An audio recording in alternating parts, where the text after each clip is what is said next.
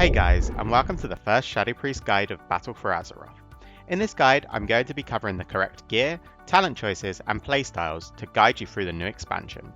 Shadow Priest has changed from what it once was in Legion. A lot of our damage has been shifted away from having to get high stacks of Void Form into a more consistent damage via Mind Blast and Void Bolt. We've also gained a little extra utility back. With the introduction of Azerite Traits, choosing the correct spec falls heavily on what traits you are stacking. I'm going to be splitting this video up into two main builds that revolve around stacking two different traits to maximize damage and benefit the comp you are playing. These are the Auspicious Spirits build and the Mind Blast build. The Spirits build focuses on multi-dotting and spread pressure, whereas the Mind Blast build is all about your single target damage, so both will be viable depending a lot on which style of comp you are playing. For instance, if you are playing with a mage, you want to focus more on single target, and if you are playing with a warlock, it's all about multi-dotting. First, let's cover the Mind Blast build, as it's more than likely going to end up being the default, as the old Legion-esque gameplay appears to be a thing of the past. For this build, your talent should look like this. The main change from this build and the Spirits build is that you'll be wanted to take the talents that focus primarily on single target and mobility. The level 15, 60 and 100 talents are identical in both builds, so we'll discuss these later in more detail. The Mind Blast spec is built around stacking the trait Fort Harvester. This empowers your Mind Blast after casting Vampiric Touch. You are able to get this on two pieces of gear. However, with how gearing works, you may not be able to instantly get the gear you desire, so there is a backup trait in the form of Whispers of the Damaged, also giving an increase in damage on Mind Blast, stacking every time you Void Bolt, meaning your Mind Blast can end up doing some insane damage. First, let's start with the level 30 talents. We have a choice between Body and Soul, Sand Lane, and Mania.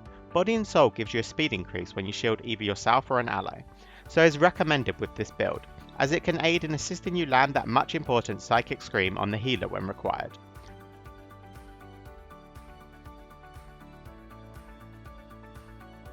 For the level 45 talents, you will be wanted Twist of Fate.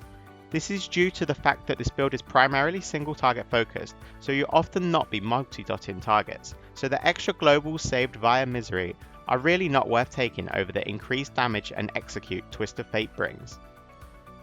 Next up are the 75 talents. For this build, Shadow Word Death is the best option, as you are looking to score kills in small windows of burst.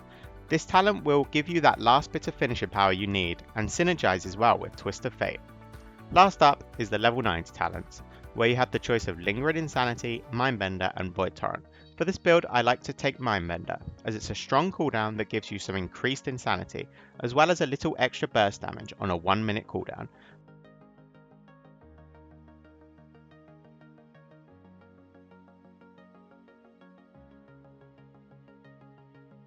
Void Torrent could be considered, but having to channel it and remain stationary while having the risk of being interrupted is a big drawback.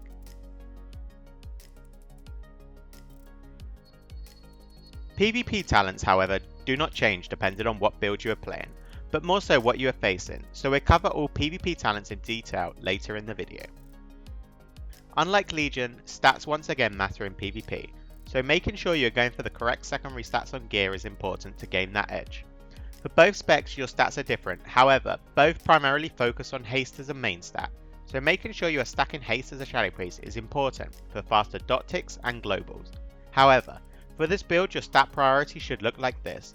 All enchants should be looking to maximize haste.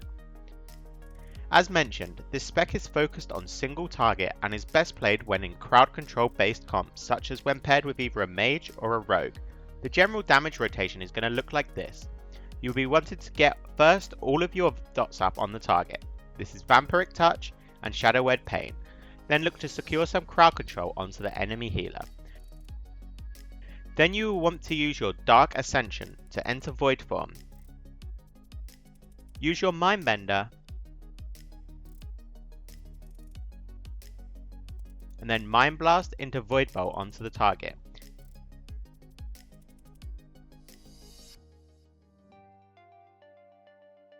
Using Mind Flare as a filler, and reapplying your dots as required, and then finishing the target off with Shadow Word Death once he reaches sub 20%. Now you know the single target Mind Blast build, it's time to talk about the build which focuses more on spread pressure, the old Legion build almost. This will be the preferred build in Battlegrounds and Arena, where you will more than likely be looking to rot down the entire enemy team, such as when playing with a Warlock for example.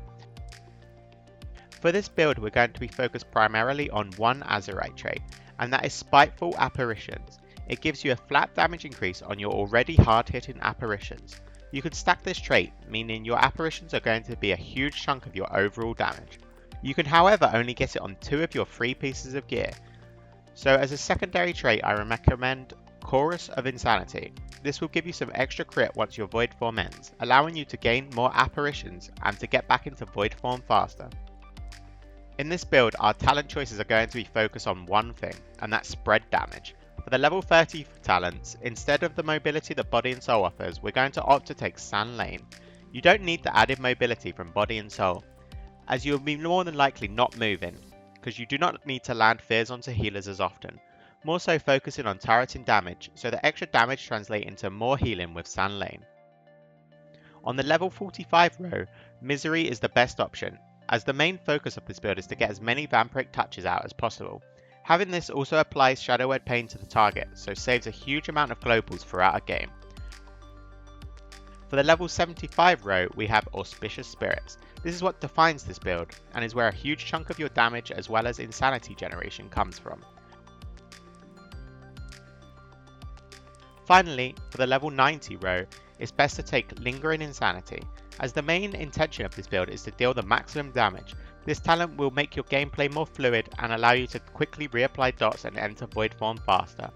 Also, it will make you and any dots you already have tick faster, thus in turn giving you more Auspicious Spirits. As for stats for this build, you'll be wanting to again focus primarily on haste, but as a secondary stat you'll be wanting critical strike, while enchanting all gear again with haste. The main focus of this build is to do one thing, and that's spread pressure. Your main goal is to get Vampiric Touch and Shadow Word Pain on as many targets as possible, and to be in void form for as long as possible. So focus on getting dots out and then building up as much insanity as you can using Shadowy Insight procs as you get them, and void bolting off cooldown.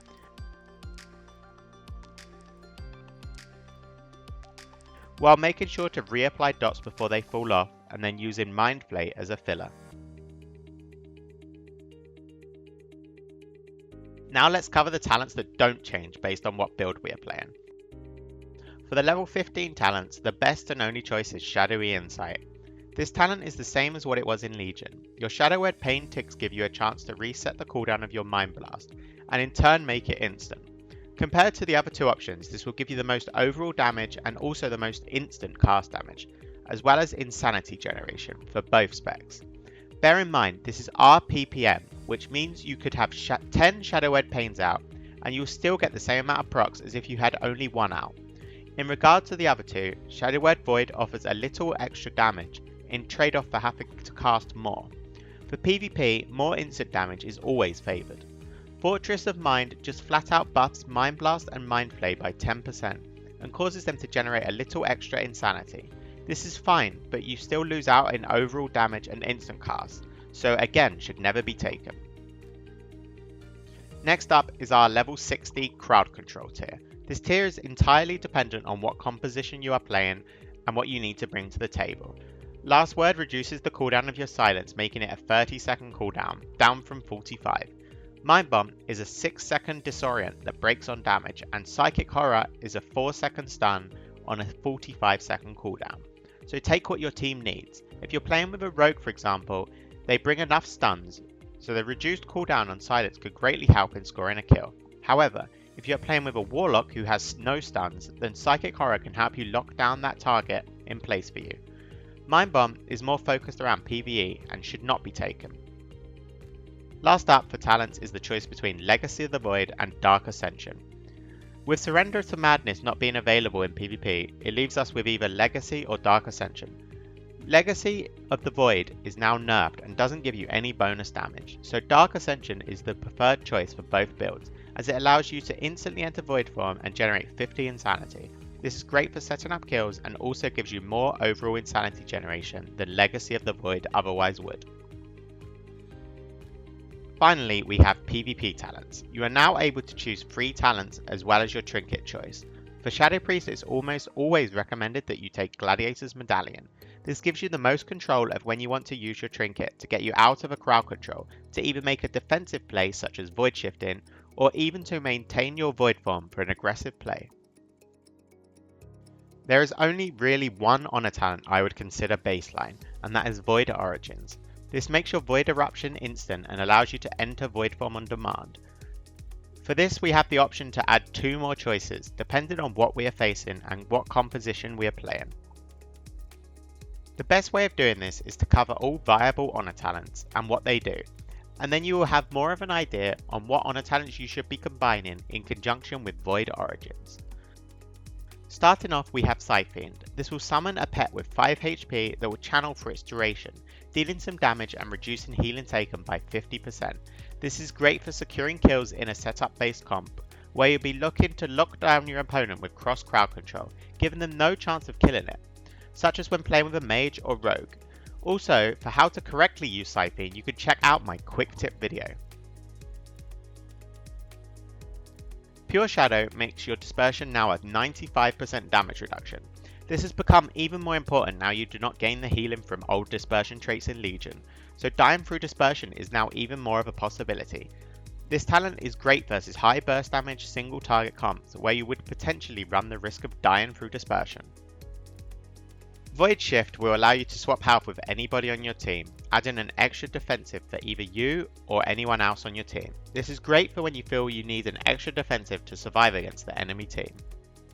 Driven to Madness is great for when you will be the target of the enemy team but feel like you can still survive without the need for both Void Shift and Pure Shadow combined.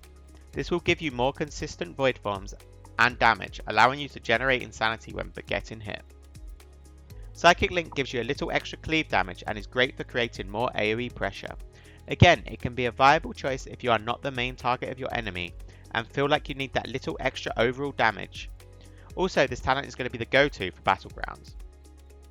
Shadow Mania can also be a viable choice in rare situations where you are getting crowd controlled consistently on your void forms via stuns and fears. So to quickly recap, your playstyle talent choices rely heavily on what composition and playstyle you are playing. Having the choice between an AoE multi-dot style using the Spirit build or the more single target Mind Blast spec. Remember, when gearing to be focused primarily on haste. Overall, Shadow Priests are looking to be in a decent spot going into battle for Azeroth. However, at the start you may not be able to get the correct Azerite traits for your spec, so just work with what you have. That just about sums up this 8.0 Battle for Azeroth Shadow Priest rundown. Thanks for watching and be sure to plus skill and leave a comment if you enjoyed.